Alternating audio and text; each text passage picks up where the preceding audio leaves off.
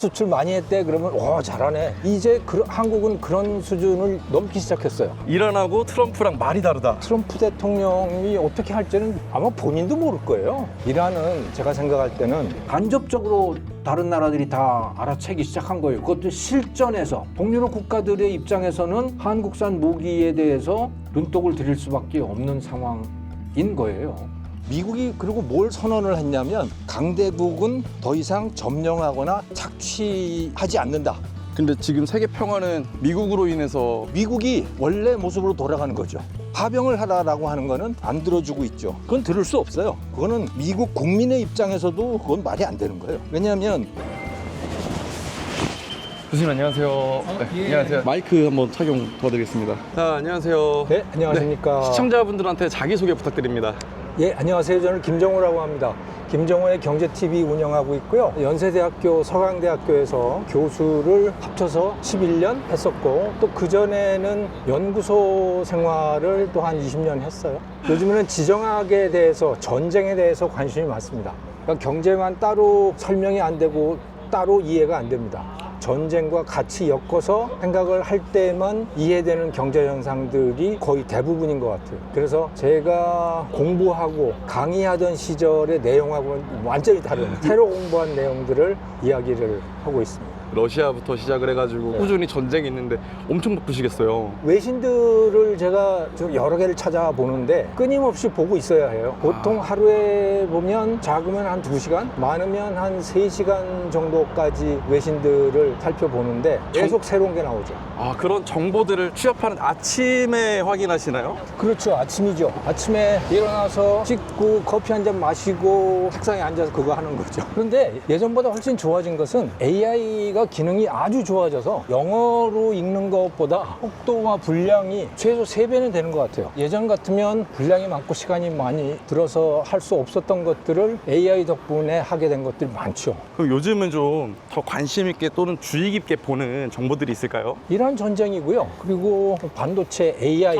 또 우리 구독자님들께서 중국에 관해서 관심들이 많으시기 때문에 중국 관련된 내용들을 구석구석 찾아보는 편이죠. 근데 요즘은 이란하고 미국 싸움에서 중국이 네. 잠잠하잖아요. 그럴 수밖에 없는 게요. 중국이 미국이 저러는 거 보고 그야말로 우리 그냥 흔하게 하는 말로 쫄았을 거예요. 상대가 안 되거든 지금 보니까. 왜냐하면 이란도 그렇고 베네수엘라도 그렇고 전부 그 중국산 방공망을 다 깔아놨단 말이에요. 그것도 가장 최신 걸로 업그레이드를 해서. 그런데 속수무책이잖아요. 그냥 다 뚫려버리지 않습니까? 요격 미사일을 한 방도 못 쐈어요. 둘 다. 레이더가 완전히 먹통이 되는 거예요. 미국의 전자전에. 그런데 그런 방공망을 중국 스스로도 깔고 있을 거 아니에요. 자기네들이 판 거니까. 네. 얼마나 무섭겠어요 지금. 중국제라고 다들 기피하는 현상이 생기겠네요. 기피하죠. 벌써 기피하죠. 그 한국산이 지금 어부질이 엄청나게 하게 된 거예요. 한국산 요격 미사일들, 천궁 뭐 이런 것들이요. 아, 그 천궁에 대해서 좀 얘기가 많더라고요. 네. 천궁을 빨리 보내줌으로써 저희도 개입한 거 아니냐라는 소리도 좀 있고. 그거 정말 조심해야 되는데 우리가 방산이라고 하는 거는 그냥 돈 버는 수단? 뭐 어깨가 으쓱해지는 수단? 뭐 그 정도였어요 이게. 아 수출 많이 했대 그러면 잘하네. 그냥 그거였고 야 주식 엄청 올라가겠다 그냥 그런 정도였는데 이제 한국은 그런 수준을 넘기 시작했어요. 왜냐하면 국제 정세에서 너무 중요한 세력이 돼버린 거예요. 한국이 어떻게 하느냐에 따라서 전쟁의 승패가 갈릴 수 있는 상황이 돼버렸잖아요. 예를 들어 UAE 아랍에미레이트를 생각을 해보시면 우리가 더 팔아주지 않으면 이란이 보내는 드론이라든가 미사일 요격 못할 거예요. 이란이 거의 2,000발을 아랍에미레이트한테 쐈잖아요. 그거를 90% 넘게 맞췄잖아요. 요격을. 그러면 미사일을 도대체 몇 발을 쐈겠어요. 요격 미사일을. 근데 그걸 채워줄 수 있는 나라가 없는 거예요. 미국 무기는 정교하지만 방산업체들이 생산을 빨리 늘릴 수 없는 그런 상황이에요. 근데 우리 한국은 생산을 계속 해오기도 했지만 이미 무기 창고가 채워져 있는 상태고 생산하면 생산하는 족족 수출을 할 수가 있는 거고 중공업 산업단지 이런데 서플라이 체인도 쫙 이미 갖춰져 있고 그러니까 한국은 직접 전쟁을 하지 않음에도 불구하고 굉장히 탄탄한 무기 생산 체제, 공급 체제를 갖고 있고 잘 작동하고 있고 생산을 늘리기도 쉽고 뭐 그런 상황인 거예요. 그럼 이번 전쟁으로 인해서 K 네. 방산인 게 한 번 더 알려지는 계기가 되고 이미 많이 알려졌는데 그것 때문에 주가도 많이 올라가잖아요. 그런데 사실은 뭐 아직까지는 반도체 같은 데에 비해서 뭐 그렇게 산업의 규모가 큰 것은 아니기 때문에 대단한 한국 경제에 엄청난 호황을 가져온다 그런 거는 아니에요. 예를 들어 규모를 살펴보면 반도체 같은 경우는 1년 수출액이 한 1,400억 달러 이 정도 수준이거든요. 그런데 방사는 많으면 200억 달러예요. 그러니까 규모의 차이가 굉장히 많죠. 정세 관련해서는 요즘 다 전쟁 소리밖에 없긴 하는데 조용한 위기라는 게 또 있을까요? 전쟁에 가려진 뭐 다른 이슈라던가 사람들이 놓치는 것들. 우리나라 같으면 인재와 자본이 빠져나가는 거? 자본이 빠져나가는 건 많이 알고 계시죠? 개미 투자자들도 국장 아니고 미장에다가 투자한다고 그러고 우리나라 정부도 3,500억 달러를 미국에다가 투자를 하겠다고 발표를 한 상태고 그거는 많이 알고 있는데 인재가 빠져나가는 건 잘 몰라요. 근데 인구 규모를 놓고 봤을 때 미국에 진출을 하려면 그 취업 비자를 받아야 되거든요. Employment Based Visa, 그러니까 EB라고 하는 그런 비자를 받아야 되는데 발급 건수를 보면 한국이 다른 나라들에 비해서 압도적으로 많아요. 그러니까 한국의 인재가 미국으로 가는 사람들이 굉장히 많다는 거예요, 지금. 개인적으로 이제 주식을 하시던가 아니면 그런 쪽에 대해서 더 정보를 얻는 게 있으신가 저는 주식 궁금합니다. 안 합니다.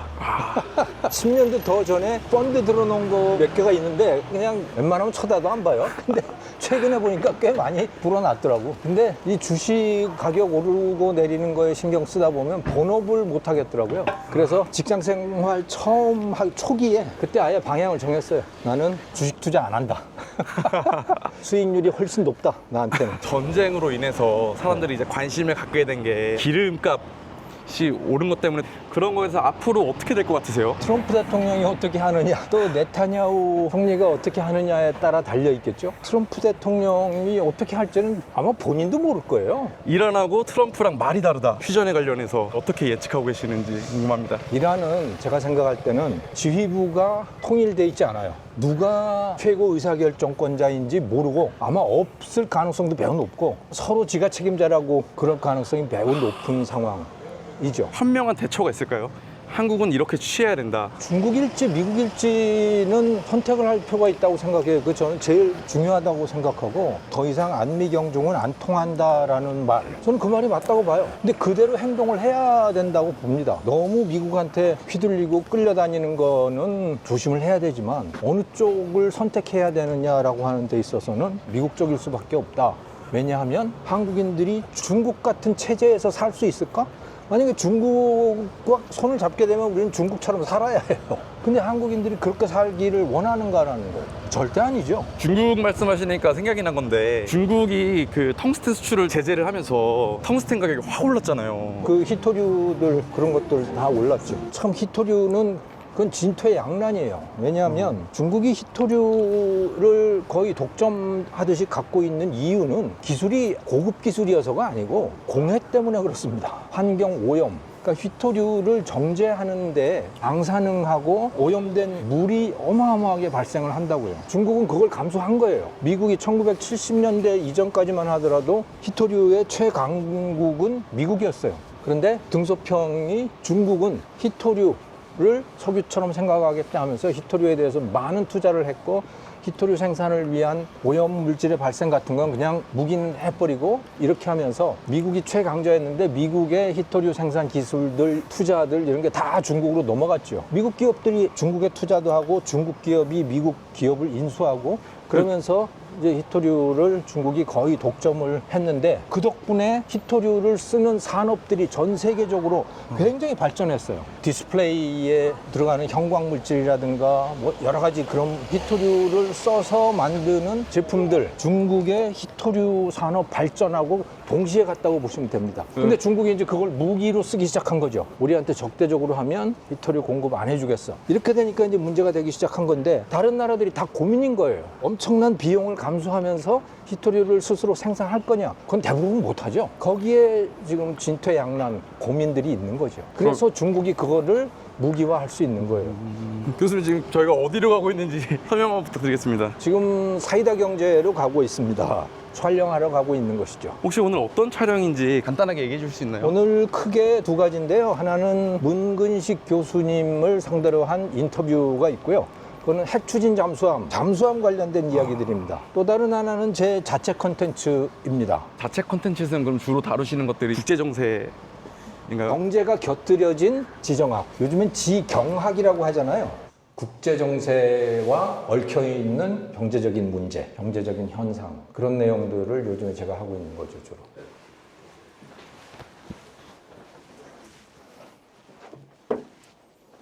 여기가 스튜디오인가요? 예, 여기 스튜디오입니다.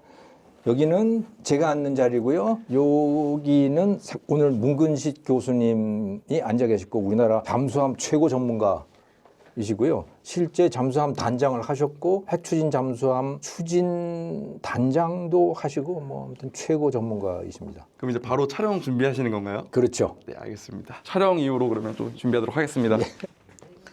교수님, 네, 고생하셨습니다. 오늘 촬영 잘 마치셨나요? 예, 잘 마쳤습니다. 아, 예. 오늘 근데 촬영은 어떤 주제로 하셨어요? 제 자체 컨텐츠는 이란 전쟁에서 미국하고 중국의 입장, 동맹국들의 관계가 어떠한가 뭐 그런 이야기 많이 했었어요. 이란은 왜 도와주는 나라가 없는가? 미국은 왜 곳곳에 많은 나라에 미군 기지가 있는데 왜 중국은 없나? 러시아는 왜 없나? 이란은 그 주변 국가의 무장 조직들에 많이 투자를 했는데 걔네들은 다 어떻게 된 건가? 뭐 그런 이야기 했었고요. 중국 얘기가 나와서 그런데 중국 입장에서 이번 중동 전쟁이 남의 일처럼 느껴지지가 않았을 텐데 그들이 약간 눈여겨본 포인트가 있을까요? 지금 치명적일 거예요. 정말 불안할 거라고 생각하는 게 바로 방공망입니다. 베네수엘라도 그렇고 이란도 그렇고 중국산 방공 시스템이 주축이었거든요. 속수무책이잖아요. 미국의 미사일이 들어올 때 전혀 방어를 못했어요. 근데 그게 최신 거예요. 그러면 전쟁이 터졌을 때 미군의 스텔스기가 들어온다.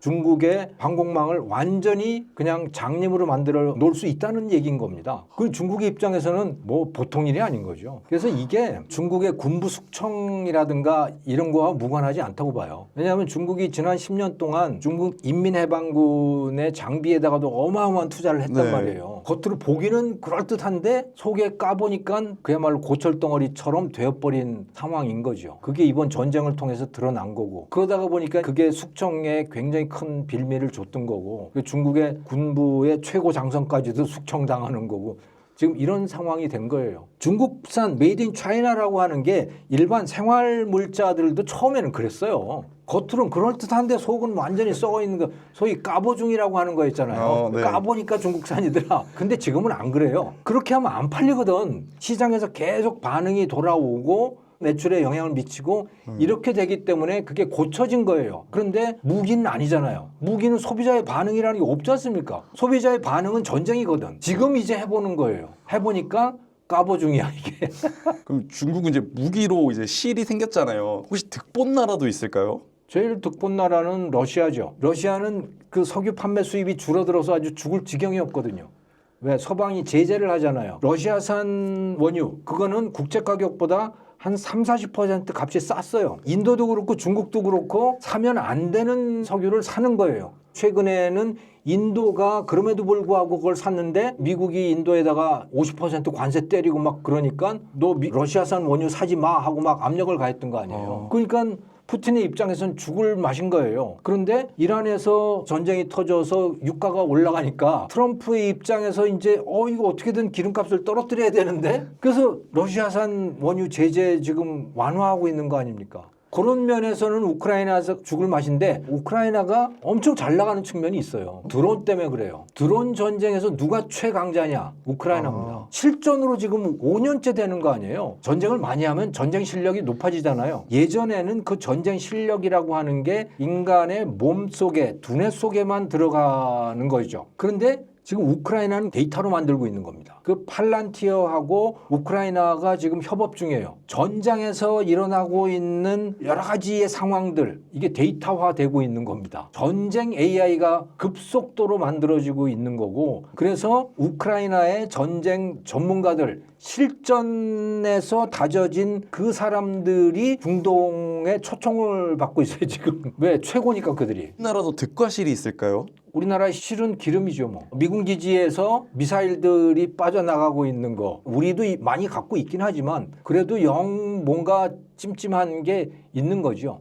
득도 많아요. 왜냐하면 예를 들어 항공 미사일, 한국산이 지금 최고 수준으로 올라섰으니까 천궁2라고 하는 게 간접적으로 다른 나라들이 다 알아채기 시작한 거예요. 그것도 실전에서 그 성능이 드러나고 있는 거 아닙니까? 근데 러시아가 이란산 드론을 쓰고 있지 않습니까? 그거를 잘 막아내는 게 천궁이잖아요, 지금. 그러니까 동유럽 국가들의 입장에서는 한국산 무기에 대해서 눈독을 들일 수밖에 없는 상황인 거예요. 러시아는 위협을 느끼겠죠. 중국도 위협을 느끼겠죠. 그냥 단순히 한국산 무기 잘 나가네? 여기서 끝날 수는 없는 거다. 무기는 팔고 나면 책임을 져야 된다. 이젠 그런 시대가 됐습니다. 이후에 일정은 또 어떻게 되시나요? 산에 가서 운동 좀 해볼까 그래요. 높은 산은 아니고 안산이라고 연세대 뒷산이 있습니다. 걷다 보면 꼬인 문제가 해결될 때도 많고 해법이 떠오를 때가 많더라고요. 건강을 위해서도 그렇고 일주일에 한 3번 정도는 갑니다. 바로 이동하실까요? 집에 가서 이제 옷 갈아입고 그러고 가야죠. 네, 알겠습니다. 혹시 뭐 이렇게 정세 말고도 관심 있어하는 분야가 따로 있으세요? 반도체에 관심이 많고요. 반도체 또한 석유 관련해서의 또 그 연관성이 있지 않아요? 크게 2가지 연관성이 있는데 하나는 헬륨이라고 하는 거 때문에 그러거든요. 반도체 웨이퍼가 뜨거워지는 거를 막는 거, 냉각제 여러 가지 용도로 아무튼 헬륨 가스라고 하는 게 쓰이는데 근데 그것도 중동에서부터 오는 거예요. 많은 양이. 그것도 차단이 되는 거죠. 그러니 뭐 보험료도 올라가지 선원들도 안 가려고 그러지 실질적으로 막히는 효과가 나타나는 거죠. 석유 가스값 올라가니까 전기값도 올라가잖아요. 전기 발전 비용이 올라가니 그러니 그 영향을 받을 수밖에 없고 AI도 비용이 엄청 올라갈 거고 거기도 전기를 많이 쓰니까 전기 많이 쓰는 데들이 다 타격을 받는 거죠. 트럼프 좀 힘들겠는데요? 이번 전쟁 강이라는 소리가 좀 많고 해서 본인의 주장은 평화를 위해서 이 전쟁을 한다고 하는데 오히려 뭐 전쟁 광이 돼버린 거죠. 베네수엘라처럼 해결을 할 수 있을 거라고 생각을 했는데 전혀 뭐 의도대로 되지 않은. 전쟁을 빨리 끝내고 싶어하는 상황입니다. 그렇죠. 하루라도 빨리 끝내고 싶어 하는 거죠. 거기다가 특히 11월 달에 미국의 중간선거라는 게 있어요. 중간선거는 말이 중간선거지 엄청나게 중요한 선거예요. 미국 하원의원 전원을 선출하고 상원의원 3분의 1 주지사의 대부분을 선출하는 선거예요. 그러니까 거기서 만약에 지게 된다면 트럼프는 그때부터 레임덕이에요. 지금 유권자들의 분위기가 매우 안 좋단 말이에요. 지지율도 떨어지고 기름값 올라가고 전기값 올라가서 화나고 그래서 어떻게든 빨리 끝내고 나 이 전쟁 이겼어 선언을 하고 싶은데 잘 안 되는 거죠. 요즘 드라마보다 트럼프가 제일 재밌는 것 같아요. 드라마죠 진짜. 그럼 이제 바로 그러면 환복하고 만나면 될 것 같습니다. 네, 이따 뵙겠습니다. 네, 이따 뵙겠습니다. 저희도 한복하고 오겠습니다. 네. 안녕하세요. 되게 화사해지셨네요. 고맙습니다.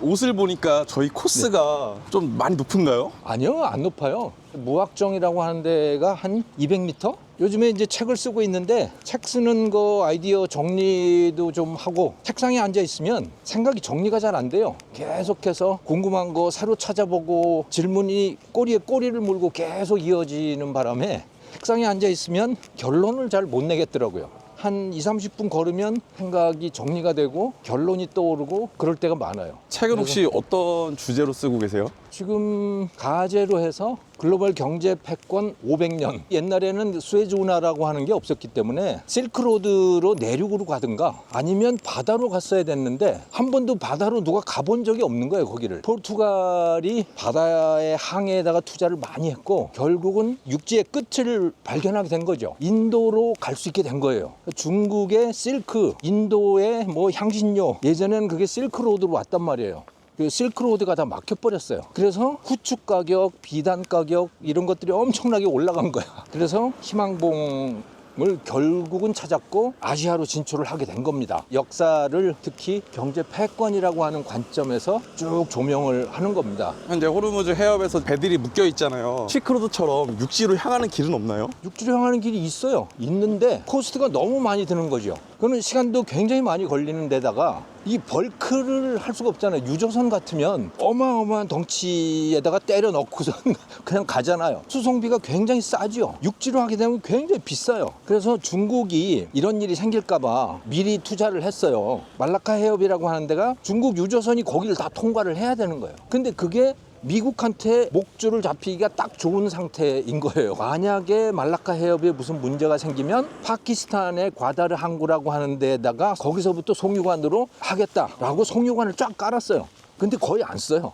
왜냐하면 너무 비싼 거야, 그게. 아직 말라카 해협은 전쟁이 안 났잖아요. 그냥 유조선으로 하는 게 훨씬 나은 거죠. 역사는 반복된다 하잖아요. 현재 지금 상황이랑 비슷한 역사가 있나요? 원래 인간의 모습인 거죠. 원래 인간의 모습이 전쟁이에요. 근데 지난 80년 동안이 이상한 시대였어요. 그 80년이 뭐냐면 2차 대전의 종전, 미국이 패권 국가가 되잖아요. 미국이 그리고 뭘 선언을 했냐면 강대국은 더 이상 점령하거나 착취하지 않는다. 그래서 UN, IMF, 월드뱅크 수많은 것들을 만들죠. 이제 그게 세계 평화를 유지했던 거예요. 근데 지금 세계 평화는 미국으로 인해서 위험해지고 있네요. 미국이 원래 모습으로 돌아가는 거죠. 강대국의 본래 모습. 점령하고 약탈하고 그게 강대국의 모습이에요. 생각을 해보시면 안 그런 나라가 어디 있냐 세상에. 중국을 생각을 해보십시오. 춘추 전국 시대 자기들끼리 지지고 볶고 싸우고 하다가 통일되면 그 주변 다 점령하고 복속시키고 러시아도 마찬가지고 모든 나라가 다 그래요. 그게 인간의 본래 모습이죠. 트럼프가 겉으로는 중국하고 잘 지내겠다고 계속 뭐 정상회담도 하고 그러잖아요. 속으로는 중국을 주저앉히고 싶은 거죠.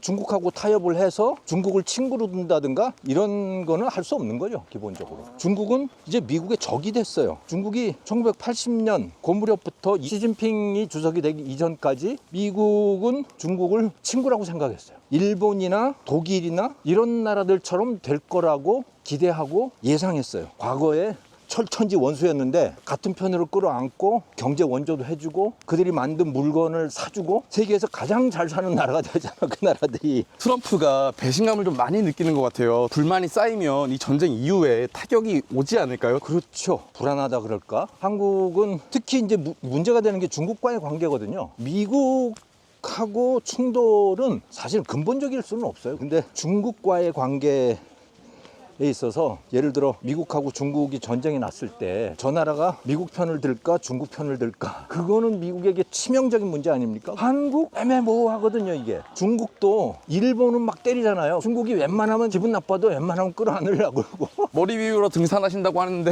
올라갈수록 복잡해지는 것 같네요. 오늘 머리 못 비우게 하시네요. 요즘 제가 관심사가 트럼프가 너무 재밌어가지고 맨날 찾아봅니다. 다카이치 총리가 트럼프 대통령 만나서 포옹 안기기도 하고 춤도 추고 그렇게라도 해서 이제 트럼프한테 잘 보이겠다라고 하는 건데, 근데 파병을 할 수 없는 거죠. 이란 전쟁에 파병은 못해요. 그거는 너무나 문제가 많은 거예요. 지금까지 미국의 동맹국들 지금 그 이란 전쟁과 관련해서는 트럼프의 요구를 안 들어주고 있죠. 그렇다고 해서 전혀 안 들어주는 건 아닙니다만은 파병을 하라라고 하는 거는 안 들어주고 있죠. 그건 들을 수 없어요. 그거는 미국 국민의 입장에서도 그건 말이 안 되는 거예요. 왜냐하면 잘못하면 이게 위법 행위가 되거든요. 자기네 나라 법을 어기는 것일 수도 있고. 왜냐하면 명분이 별로 없는 전쟁이에요, 이게. 오직 미국을 위한 전쟁인가요? 그냥 기분에 따라서 하는 거고 별로 정당화가 안 되는 그런 전쟁이어서. 트럼프 한마디에 뭐 기름값도 기름값이지만 저희 지갑들이 위험하기 때문에. 원래는 인간의 모습, 나라라고 하는 게 그랬죠. 임금이나 황제의 말 한마디로 모든 게 다 바뀌고 그랬으니까. 기름 때문에 난리이긴 한데 한국이 중요한 나라로 떠오르고 있는 거죠. 특히 무기, 반도체 그런 것 때문에. 힘든데요. 네. 서울은 도시 한복판에 이런 산들이 군데군데 솟아 있어서 아주 좋아요. 외세 침략을 수비할 수 있는 가장 좋은 입지인 것 같습니다. 한국은 외세 침략에 대한 방어가 아주 형편없던 나라였던 거 아십니까? 왜냐하면 명나라한테 모든 걸 맡겼잖아요. 명나라한테 거의 모든 것을 의탁을 했어요. 그래서 스스로 지킬 필요가 없는 거예요. 이거 보니까 와, 이렇게 침략을 교수님 체력이 정말 좋으십니다. 익숙해져 있는 거죠. 와, 정상인가 봐요. 이제 거의 조금만 더 가면 되죠. 제가 등산에서 가장 안 믿는 말이 조금 거의 다 왔다. 교수님은 그럼 정세는 언제부터 관심 갖게 되셨어요? 제가 2019년부터 유튜브를 했던가? 아마도 그랬던 것 같은데 처음 시작할 때는 제가 하고 싶은 이야기, 제가 아는 이야기를 한 거예요. 아무것도 안 하고 놀 수는 없으니까. 그런데 할 얘기가 떨어지잖아요. 대학 강단에서 하는 거하고 일반 대중을 상대로 해서 이야기하는 건 같을 수가 없잖아요. 그 시험 보는 것도 아니고. 그래서 뭘 듣고 싶어 하실까? 이제 미국, 중국이 본격적으로 갈등을 하기 시작하고 내 자신도 그게 궁금하고 거기다 우크라이나 전쟁도 터지고 뭐 이렇게 되다가 보니까 재미삼아 처음에는 공부를 시작했고 그 방송을 하고 그러니까 시청자들께서 그런 거를 잘 들어주시고 그래서 아 이거 할 만한 거구나 하게 된 거죠. 네, 저기로 올라가면 병상 봉수대로 가는데요. 저희는 이제 일로 내려갈 거예요. 여기 이제 이야기하기 좋을 겁니다. 아, 너무 좋습니다. 이것도 뭐 약간 등산의 달콤한 거짓말 같은 거 아닙니까? 주변에서 투자 관련해서 물어보시는 분이 되게 많을 것 같아요. 많죠. 많은데 저는 사실은 특히 주식에 대해서는 오른다 내린다 말을 안 해요. 왜냐하면 제가 모르기 때문에 이 산업이 클 것 같습니다라고 하는 말은 그건 확실하게 할 수 있어요. 이런 말은 할 수 있는데 주식 가격이 어떻게 된다라고 하는 건 전혀 다른 이야기예요. 그거는. 만약에 사람들이 투자자들이 저와 똑같은 생각을 이미 갖고 있다면 제 정보는 이미 주가에 반영이 돼 있잖아요. 그러면 이 정보는 하나도 중요하지 않아요. 그러니까 산업, 실물이 어떻게 될 것 같다라고 하는 거는 꽤 정확히 이야기할 수 있다. 근데 금융상품의 값이 어떻게 될 거냐라고 하는 이야기는 정말 하기 힘들다. 현재까지 투자한 사람들이 내가 말하는 걸 이미 알고 있었던 건지 모르고 한 건지 그걸 모르기 때문에 그래서 주가 예측이라고 하는 게 사실상 불가능하다고 얘기를 하는 거예요. 경제학에서는 주가 예측 불가능하다고 얘기합니다. 만약에 누군가 신처럼 주가 예측을 하는데 성공한다면 그러면 지금 주식시장이 잘못되어 있는 거야. 주식시장이 엉터리야. 왜냐하면 이미 있는 정보가 주식 가격에 반영이 되지 않았다는 얘기니까 그건 잘못된 시장인 거죠. 시장이 제대로 됐다면 예측은 불가능하다라는 게 노벨 경제학상 받은 사람들이 대부분 다 하는 소리입니다. 그게. 이렇게 전 세계적으로 평화로웠던 게 인류사에서도 잠깐이잖아요. 잠깐이죠. 아주 잠깐. 그 유엔이라고 하는 거를 결국은 미국이 주도해서 만든 거고 유엔의 안전보장이사회라고 하는 것이 전쟁을 못하게 하는 조직이에요. 근데 유엔이 생긴 이후에 처음으로 그거를 위반한 세력이 북한하고 소련 이 세력이잖아요. 그래서 한국 전쟁이 터진 거 아니에요. 첫 번째 사례가 한국이었던 겁니다. 그래서 유엔군을 처음 파견을 한 거고 그래서 아직도 우리나라에 유엔군이 있잖아요 지금. 야, 꽃 몽울이 쫙 올라온 거 진짜 이쁘네. 여기가 정상인 거죠? 정상은 저 위인데 서대문 쪽 여기 신촌 쪽 이렇게 보이는 거죠. 와, 여기 좀 생각 정리하기 좀 좋은 것 같아요. 네, 좋습니다. 트럼프가 이 전쟁을 계속 밀고 가기 어려운 이유가 미국이 민주국가이기 때문에 그런 거예요. 근데 이란은 민주국가가 아니잖아요. 그들은 평소에 이런 걸 위해서 미리 준비를 해놓은 게 뭐냐면 트럼프 대통령이 이란하고 뭐 협상을 한다? 협상 상대방이 도대체 누구냐 이게.